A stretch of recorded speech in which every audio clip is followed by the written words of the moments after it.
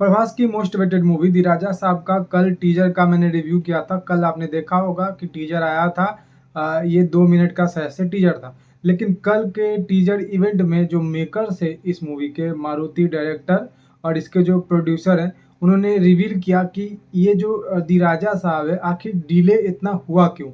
ये मूवी जो है वो आनी थी 10 अप्रैल को या फिर 20 अप्रैल को शायद से आनी थी इसी साल में 2025 में, लेकिन ये डिले हुआ इतना क्यों और अब 5 दिसंबर को क्यों आ रहा है, ये सारा कुछ मेकर्स ने खुलासा किया है। तो वही आपको हम पॉइंट टू पॉइंट बताने वाले हैं, तो वीडियो को इन तक जरूर देखिएगा।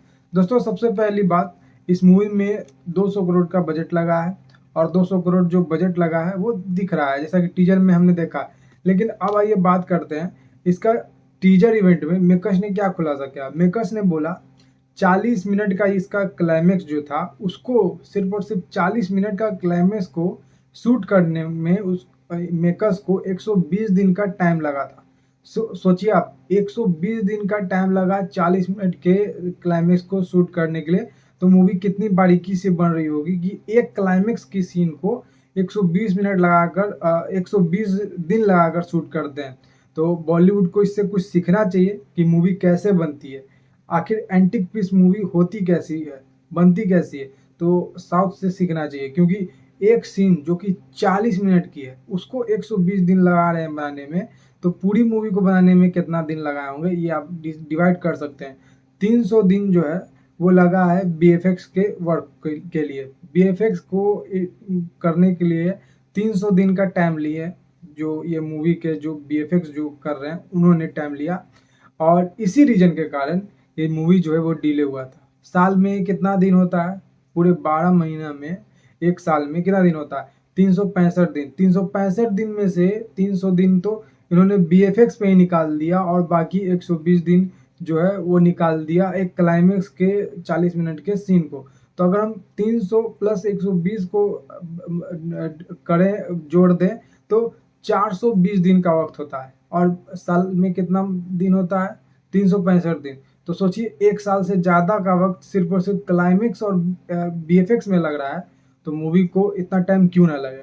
और इतनी बारीकी से अगर मूवी बन रही है तो मूवी बहुत ही अच्छी होगी।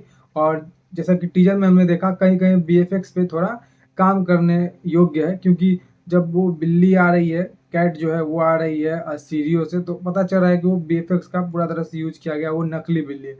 तो वहाँ पे ध्यान देने का ज़रूरत है। आई होप सो कि मेकर्स ने इस पर ध्यान दिया होगा। जब मूवी आएगी तब हमें और बेटर देखने को मिले, क्योंकि मूवी आने में भी टाइम है।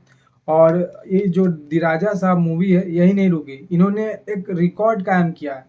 ये जो मूवी है दी राजा साहब, अभी जितना भी हॉरर मूवी इंडिया में बना है, या वो साउथ इंडस्ट्री से हो, मलयालम से हो, कनाडा से हो, तमिल से हो, तेलुगु से हो, या फिर बॉलीवुड से हो, या फिर बंगाली, मतलब इंडिया में जितने भी भाषा में मूवी बनती है, वो सबसे बड़ी इसका सेट है वो लगा है। हॉरर का इतना बड़ा सेट इंडिया में नहीं यूज हुआ है जितना बड़ा सेट जो है उसका यूज किए है दी राजा साहब में।